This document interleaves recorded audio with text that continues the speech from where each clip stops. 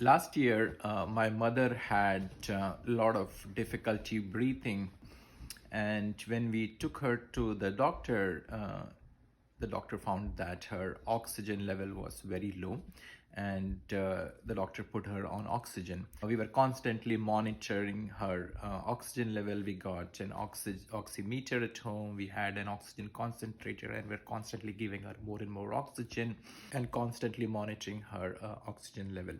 Despite all of that, her conditions one day became really bad. Her oxygen dropped significantly and she had to be hospitalized.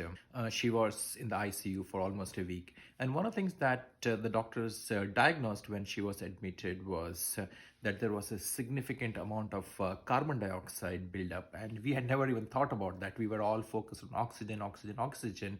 But the problem turned out to be carbon dioxide retention. And that made me think, we focus so much on oxygen. It's so much more easier to measure oxygen level through an oximeter. Your smart watches, you can measure the O2 level.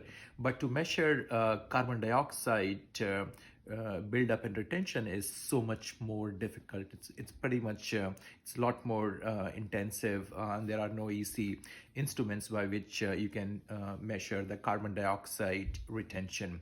So it's really important for us to think in terms of exhalation, deep exhalation. So the more you exhale carbon dioxide out of your system, it allows you to inhale. It's really important. There are lots of breathing techniques, pranayam, especially Kapalbhati, which is all focused on exhalation, and the inhalation happens automatically. So it's something which would, if practiced, have a positive impact on you.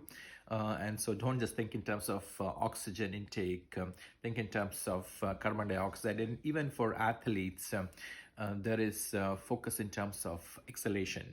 The more you are able to get rid of your stale, toxic air that's in your lungs, it would allow for more pure oxygen to be part of your, to enter your lungs.